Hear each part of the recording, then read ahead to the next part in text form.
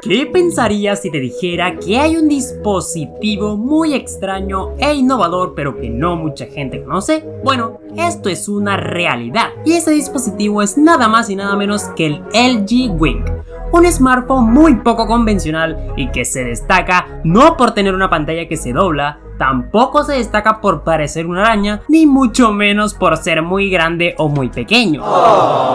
Y es que este dispositivo se diferencia de los demás por parecerse al martillo de Thor. No, en serio, nada más miren.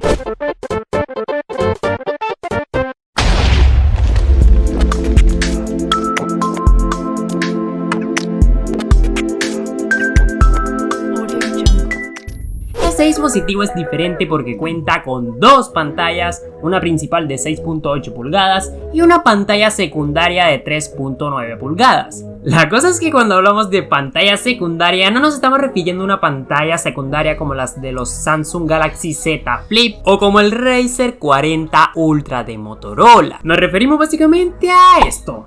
Y es que la pantalla secundaria de este dispositivo se encuentra debajo de la pantalla principal y puede girar 90 grados, lo que permite usar el dispositivo en modo horizontal y vertical al mismo tiempo. Este diseño único es ideal para multitareas, ya que permite realizar dos tareas al mismo tiempo pero en diferentes pantallas, lo que sería mucho más cómodo a la hora de la verdad. Pero bueno, conozcamos un poco acerca de sus especificaciones. Si hablamos de su procesador, este LG Wing está equipado con un procesador Snapdragon 765G que a su vez está ligado a 8 GB de RAM y 128 de almacenamiento interno. La verdad es que no está nada mal. Este procesador es muy decente y te puede dar un rendimiento bastante bueno para cualquier cosa que necesites. Tiene RAM suficiente para que aproveches las dos pantallas y también tiene buen almacenamiento para guardar lo que quieras. Pasando por el apartado fotográfico, ya contamos con una triple cámara trasera de 64 megapíxeles, 13 megapíxeles y 12 megapíxeles respectivamente. Por su parte frontal,